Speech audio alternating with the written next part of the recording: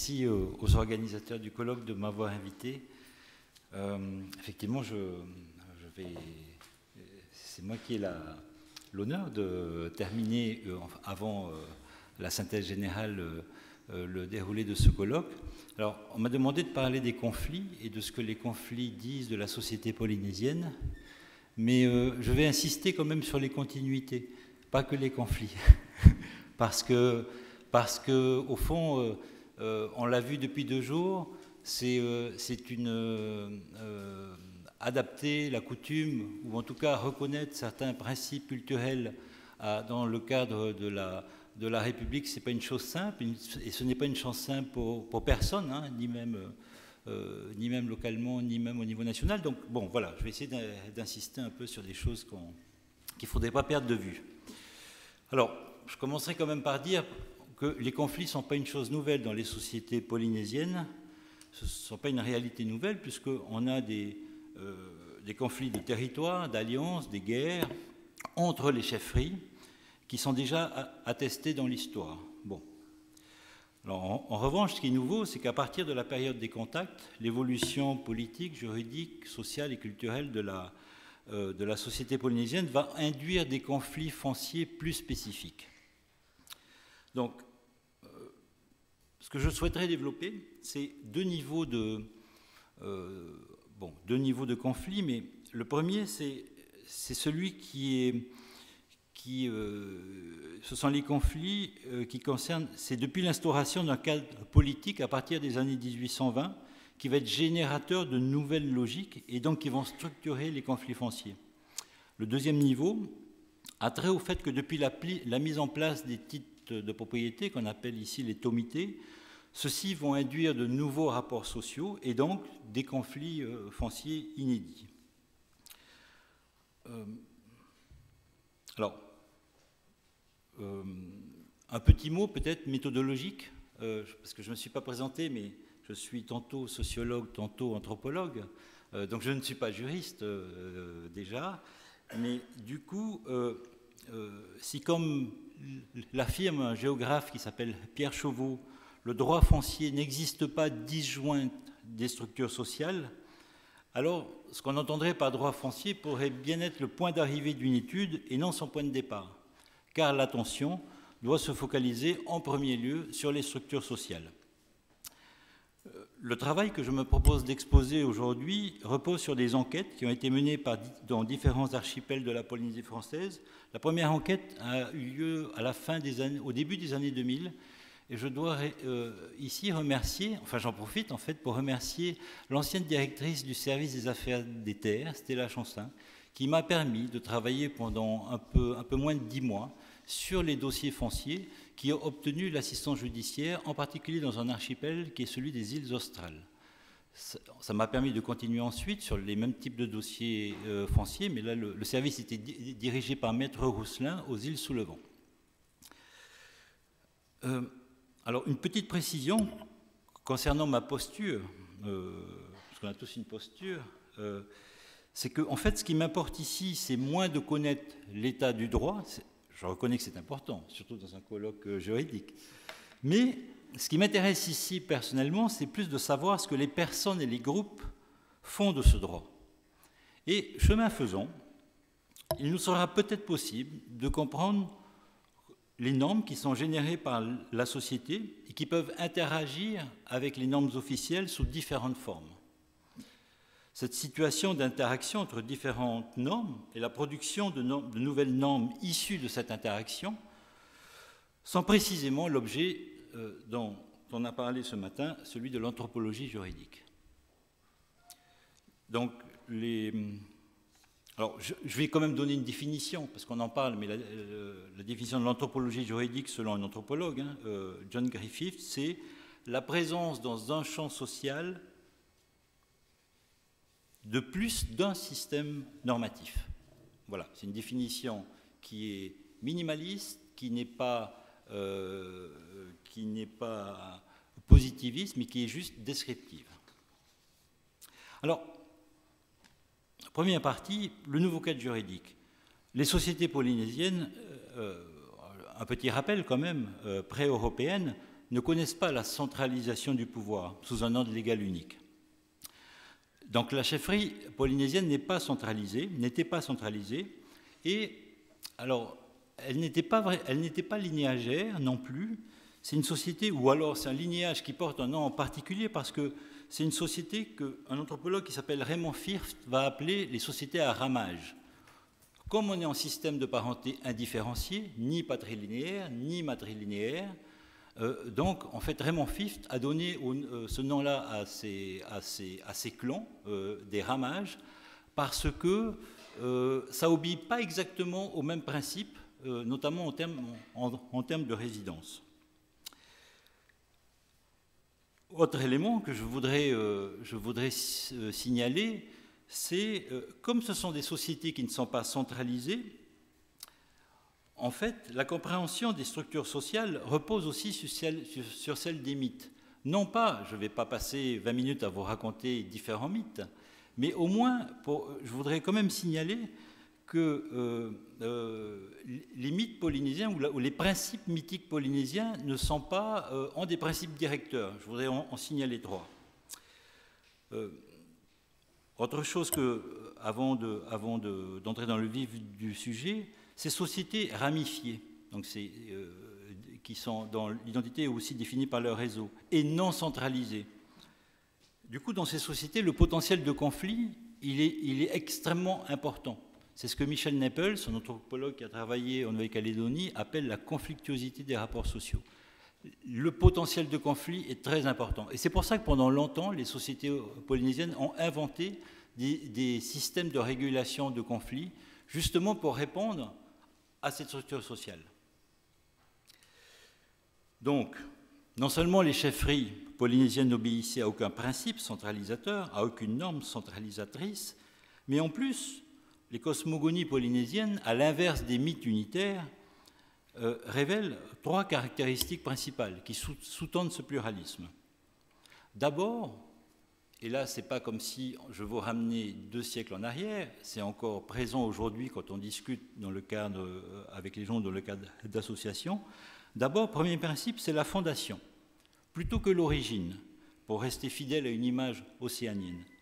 La fondation de l'univers est envisagée comme un processus continuel de croissance et d'expansion où les dieux, les demi-dieux, les ancêtres, les humains sont eux-mêmes le produit de ce développement cosmique.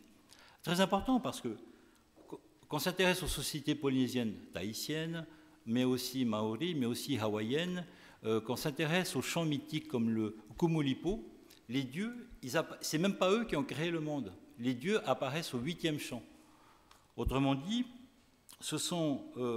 on y rend compte, il n'y a pas de Dieu créateur à l'origine de l'univers. On y rencontre au contraire une myriade de dieux et de demi-dieux. Second principe, celui de la continuité. Les chants mythiques polynésiens fondent un principe de continuité entre les entités humaines et non humaines, le monde visible et invisible. Continuité qui est à la fois verticale, descendante et ascendante. Et les humains, en quelque sorte, ne sont pas coupés du monde invisible, mais elles y participent et partagent avec lui une part de sacré plus ou moins importante. C'est ce qu'un archéologue présent dans la salle, Eric Kant, a appelé l'économie du mana. Le mana circule. Alors, que l'on se réfère, comme Raymond Firth, à la structure sociale en ramage chez les Tikopia, qu'on se réfère, comme Douglas Oliver, à la structure sociale millénaire chez les Tahitiens, au fond, le constat est toujours le même, et finalement le même. Les liens de parenté entre les plus hautes hiérarchies sociales et les plus basses sont envisagés comme une extension du monde idéal. Chaque famille élargie est rattachée à un marais, c'est-à-dire un espace politique et religieux à ciel ouvert. Alors, ça c'est important parce que pendant longtemps, on a pensé que les Haris seuls avaient une autorité sur les terres ou une autorité plus importante que d'autres. Alors c'est à la fois vrai, mais en fait c'est à la fois faux. Parce qu'en fait, chaque famille, quel que soit le statut, Manahunir, Atira, Hari, voilà, les statuts intermédiaires, avaient des marais familiaux, ce que Douglas Oliver appelle des marais tupuna, mais ce que les Tahitiens vont plutôt appeler des marais fétis. Alors, et puis, c'est à partir de ces marais qu'il y avait différentes manières de faire. Il n'y a pas une unité juridique, il n'y a pas une seule manière. Chaque groupe avait ses normes, voilà, qu'elle était capable de générer, plus ou moins en adéquation, évidemment, avec le contexte plus large. L'ordre social polynésien était en fait construit à la fois par les réseaux d'alliances et aussi les singularités de chaque chefferie. Encore une fois, la hiérarchisation de la société, en tout cas à l'époque pré-contact, n'impliquait pas la centralisation du pouvoir. Alors, dernier principe, et après je m'arrêterai là pour les principes mythiques, mais dernier principe, c'est l'interaction, c'est l'échange. Je rappelle principe de la fondation, le principe de continuité et enfin le principe d'échange. L'échange parce que, au fond, les cosmogonies océaniennes sont entretenues par des interactions incessantes entre les humains, les non-humains, oiseaux, requins, plantes, vent d'ouest, vent du nord-est, pluie fine, tour à tour, peuvent être des messagers, personnifient l'intervention des dieux et des ancêtres qui communiquent avec le monde des vivants. Un tel continuum entre monde visible et invisible n'implique pas l'idée, longtemps soutenue, que ces sociétés vivaient entièrement dans la sphère du mythe, mais au contraire, que cette continuité est sans cesse actualisée, déformée, retravaillée par les humains. Un dieu devenu moins efficace, d'ailleurs, ou ne répondant pas aux injonctions des prêtres, pouvait être provisoirement écarté. Le champ juridique, vous l'aurez compris, ne peut donc être envisagé comme un corpus de règles définies à l'avance.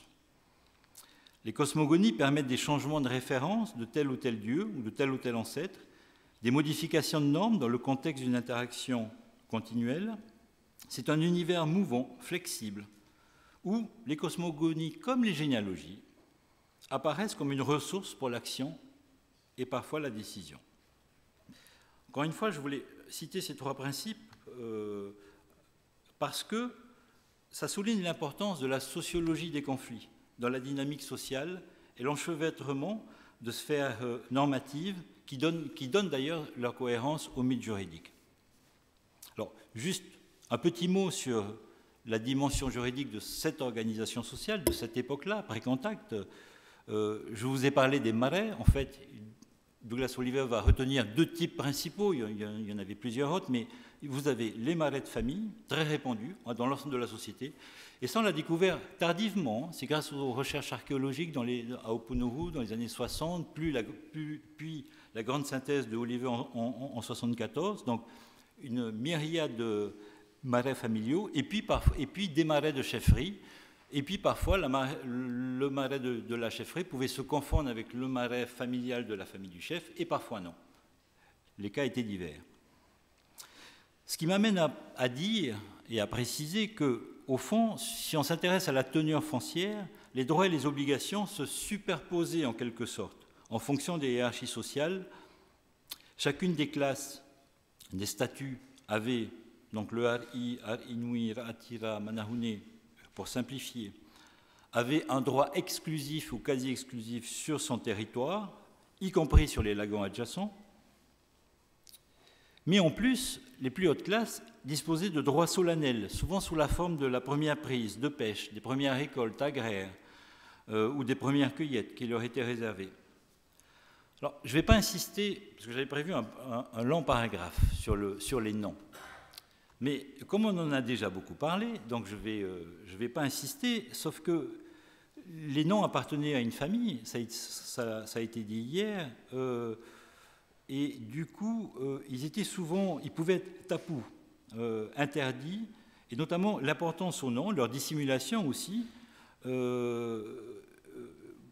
était vraiment quelque chose d'important dans la société polynésienne. Et contrairement à ce qu'on pense, ce n'est pas qu'une simple histoire d'accès à la terre ou à l'usage par un groupement familial, mais c'est aussi un des liens directs qui permet d'accéder au monde invisible, construit justement en continuité verticale avec le monde visible. Cela m'amène maintenant aux revendications et à cette fameuse apparition de nouvelles logiques foncières. À partir des années 1820, là aussi, je vais aller vite parce que ça l'a été dit brillamment hier. Le contact avec les Polynésiens et les Européens va provoquer, vous le savez, des bouleversements importants. Des États centralisés, je dis bien des États, pas un État, vont se développer. La situation coloniale, elle, va s'instaurer à partir de 1840. Encore que ça dépend de quelle colonisation on parle, si elle est politique ou religieuse. Et c'est dans le cadre de ces évolutions que vont apparaître de nouvelles logiques de conflit. Pour la période 1820-1840, alors, je rappelle aussi que l'ordre missionnaire, elle ne s'impose pas par une force extérieure. C'est parfois l'invitation des chefs eux-mêmes que l'ordre missionnaire va pouvoir se mettre en place. Et le pluralisme juridique de la société avant cette mise en place va être réduit par le développement d'une structure pyramidale du pouvoir. Mais là où je voudrais souligner une chose, c'est que, et je vais essayer de le démontrer même assez vite, mais c'est que cette structure pyramidale du pouvoir va quand même laisser une grande autonomie dans le champ des relations foncières. Je vais m'en expliquer. Le premier code de loi succinct et simple, celui de 1819, mis en place par Pomaré II sur les conseils de missionnaires, alors déjà première évolution, la procédure fait obligation de soumettre le litige au procès judiciaire. Là, les chefs, ou en tout cas les haris, n'y avaient jamais été habitués. Il était interdit aux demandeurs d'agir directement contre un défendeur. Tout ça, ça correspond du coup à la suppression de plusieurs coutumes. Par exemple, la coutume du harura, qui consistait en cas de vol, il était reconnu que les gens qui étaient lésés pouvaient aller dans la maison de celui qui avait lésé pour lui enlever ses affaires. Donc ça, suppression de cette coutume. Le code révisé, la date est importante, c'est 1824, parce que c'est la première fois qu'on va voir apparaître les tauhitu. Les tauhitu, c'est un tribunal indigène qui est composé des principaux chefs de district censés rendre la justice. Tous les codes qui vont suivre, Reatea, Tamatoa 1820, Code Wahine 1822, Rurutu plus tard 1889. Dans tous ces codes, on va assister à la fois à une centralisation du pouvoir et à la fois à une réduction du pouvoir des chefs secondaires. Les anciens haris, vous le savez, deviennent des tavana, c'est-à-dire des chefs administratifs subordonnés du monarque. Autre évolution majeure de cette époque, l'autorité du hari ne s'exerce plus seulement par l'intermédiaire de chefs, comme c'était le cas avant, mais aussi sur l'ensemble du royaume, de la population. Révolution. En principe, hari et tavana sont eux-mêmes soumis au code de loi. Enfin, on sait avec quelle difficulté, rien que cet article va avoir du mal à s'appliquer. Je voudrais terminer sur cette période en disant qu'en dépit de la centralisation du pouvoir et de l'adoption de la religion chrétienne et de l'abandon des marais, la gestion et l'administration du patrimoine foncier va être laissée, au fond, aux mains des familles élargies que l'on appelle les hopu, plutôt contre celles des fonctionnaires du pouvoir centralisé. D'ailleurs, il n'est point question de revendication foncière dans cette période.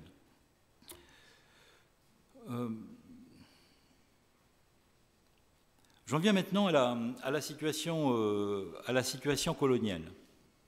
Jusqu'au XVIIIe siècle, je l'ai dit, le foncier est relevé de la chefferie ou des familles élargies, les hopu, et l'importance centrale du marae. Alors, je ne vais pas développer ça, mais allons tout de suite sur la loi de 1852. On en a parlé, je sais, mais j'aimerais y revenir. Déjà le contexte. 1852, cette nouvelle politique coloniale d'enregistrement du foncier va se heurter à une sociologie déjà complexe du régime foncier du milieu du XIXe siècle.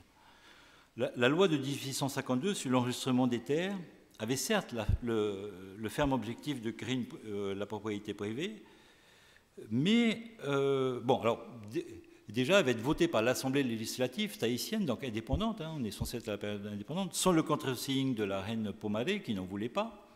Mais enfin, cette loi est passée. Et puis, elle va concerner 11 districts de Tahiti, La procédure a été très bien décrite. L'enregistrement se fondait sur les rapports reçus de chaque district par le conseil de district, qui comprenait désormais le chef, le mout-œil, le juge, 2 propriétaires élus, c'est une loi électorale du 22 mars 1852, et le toritou. On l'a dit, la loi prévoyait 2 types de terres, les terres privées, les terres farihau. Alors, juste une mention, une observation, la loi ne mentionne pas, toujours pas, le concept ou la notion de propriété, mais uniquement le propriétaire dont une liste doit être établie dans chaque district. Alors, si on examine maintenant la manière dont les terres et des portions de lagons au large ou en mer ont pu être revendiquées, lorsqu'il a été établi cette liste de propriétaires fonciers, déjà, c'est pourtant ce qu'on va connaître avec l'autonomité plus tard, ce ne sera pas si nouveau, parce que déjà, dans certains cas, ce sont des dirigeants de Opu Feti, donc de groupes familiaux sur 4 générations, qui vont revendiquer. Dans certains cas, c'est les dirigeants de Opu, dans des groupes familiaux de 7 générations, qui vont faire la déclaration sans préciser à quel nom elle le faisait, au nom d'un clan, au nom d'une famille élargie, au nom d'un individu. Voilà. Dans d'autres cas, les propriétaires ont pu revendiquer en leur nom propre. Dans tous les cas, en tout cas, la filiation au marais familial était censée servir de point de départ à la légitimité de chaque candidat à revendiquer une terre ou un lagon. Alors, on l'a dit aussi hier, même si les concepteurs de la loi de 1852 ainsi que de la loi codifiée des îles sous le vent en 1898 n'ont pas forcément prévu d'inclure les territoires marins et les rivières dans les revendications, c'est pourtant ce qui va se passer. Alors, je ne vais pas donner beaucoup d'exemples, juste un exemple, l'ensemble du district de Papeari, c'est 839 parcelles de terre revendiquées, 200 zones de lagons revendiquées.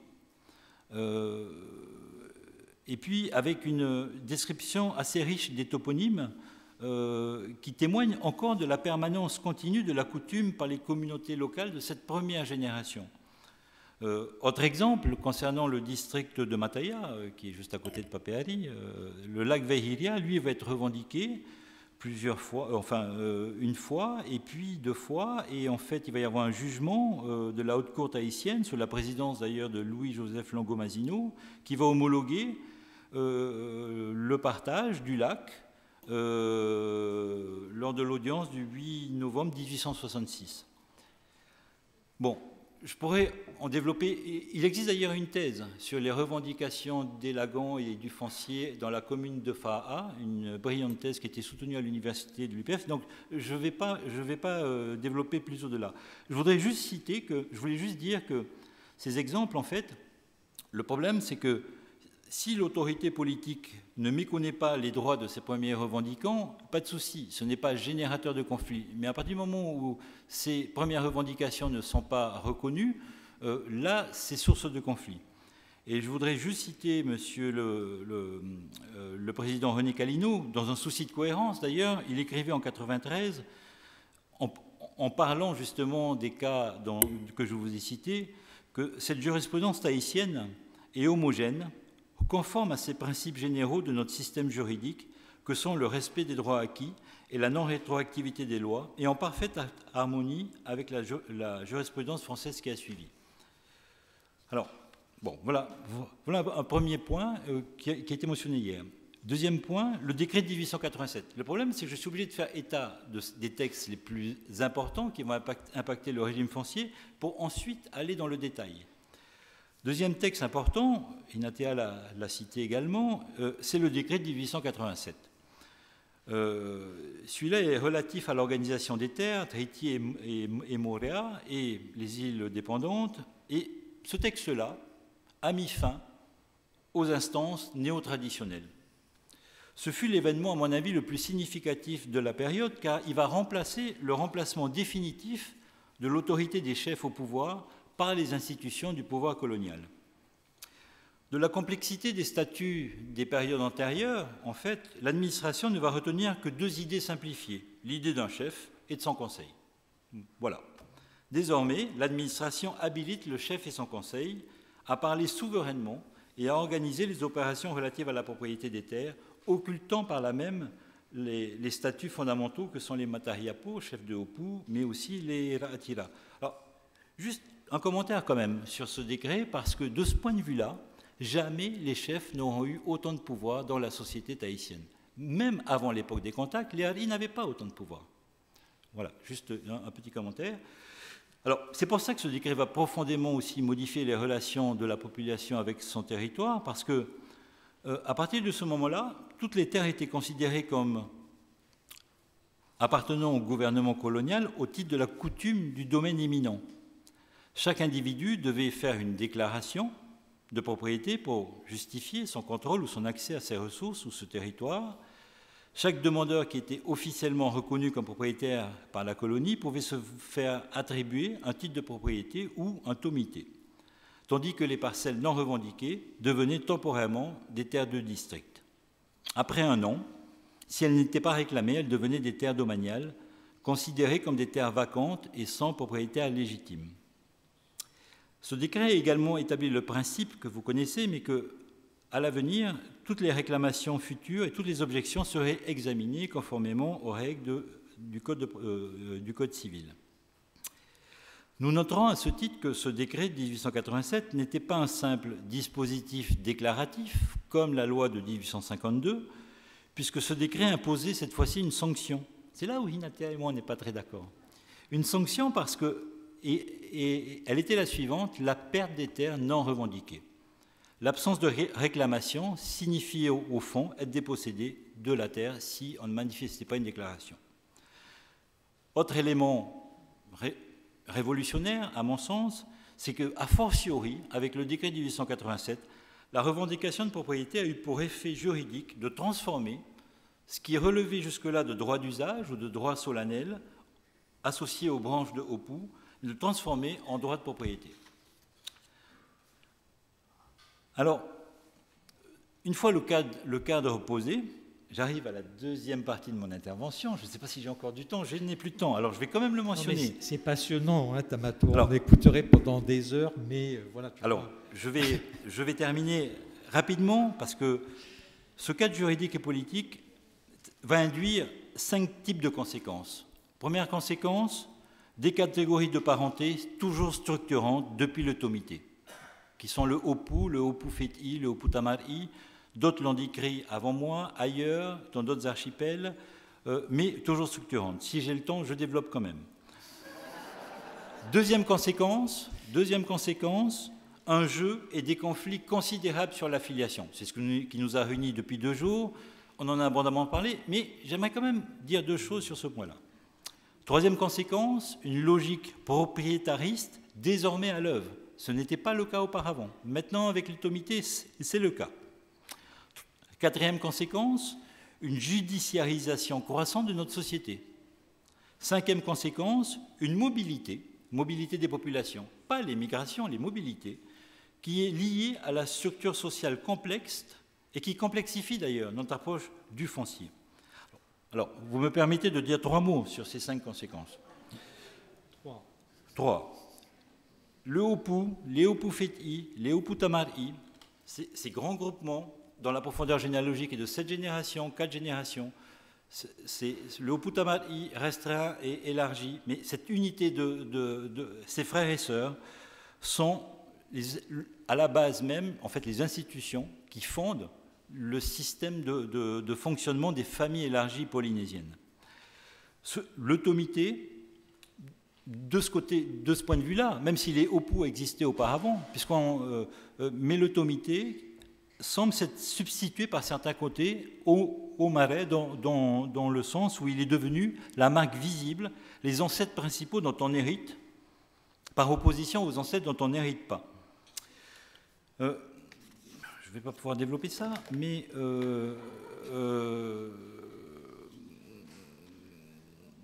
alors, le jeu sur l'affiliation. Le jeu sur l'affiliation, parce que si vous voulez, ce qu'on appelle l'unité des frères et sœurs, c'est pas comme les catégories de la parenté. C'est pas, vous voyez, Metoua, Tamarim, Otoua, et voilà. L'unité des frères et sœurs, ça associe ceux qui résident ensemble, et, y compris les enfants Fahamou. Et on peut considérer ça comme un idéal moral, tout le monde hérite de la même manière. Mais encore une fois, c'est un idéal moral, ce n'est pas une catégorie de la parenté. Ça dépendait des contextes et de la manière dont, enfin, nous a dit dans un autre contexte Marc Tabani, des liens qu'on entretenait avec les résidents ou pas.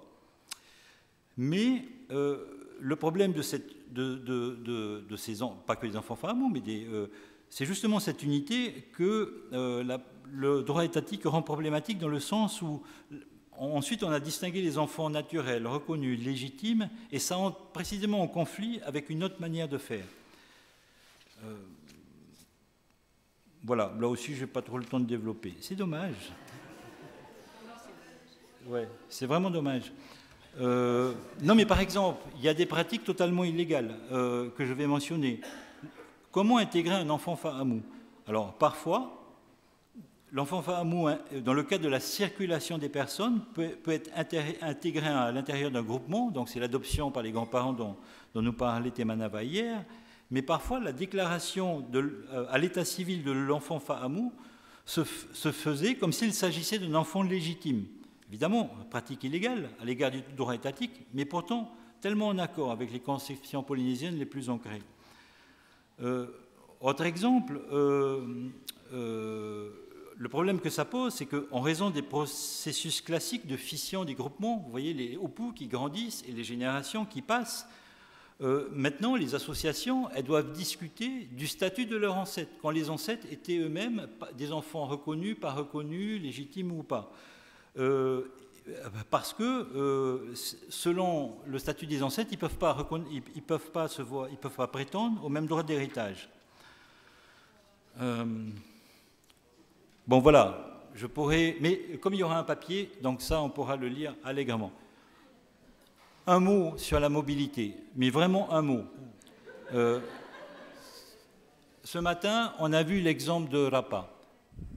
Hyper intéressant. Je voulais quand même mentionner deux règles juridiques qui existaient à Rapa. Les Tauhitu des années 90 ne sont qu'une forme de continuité de ce principe. En structure de parenté indifférenciée, entre maintenant et l'automité, il y a 7 générations. Ça fait 256 ancêtres par rapport auxquels je peux revendiquer. Or, le système polynésien limitait ces revendications par la résidence, le principe de résidence.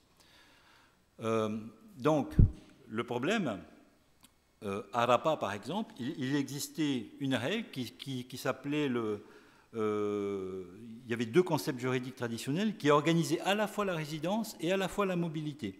Les individus détenaient en fait 2 sortes de droits, l'Araka'a et le Moekopu. L'Araka'a, c'était le droit accordé par le chef à tout membre sur une parcelle d'un territoire. Ça se transmettait de manière indifférenciée, tant qu'aux enfants biologiques qu'aux enfants adoptés, de telle sorte que chaque individu administrait son Araka'a. Très bien.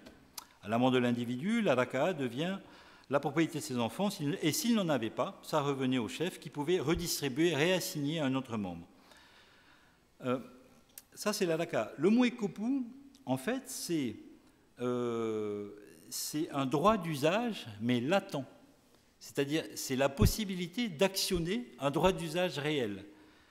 Les descendants pouvaient, de parents de clans différents, hériter conjointement également des 2 parents. Ce droit s'appelle le Moekopu.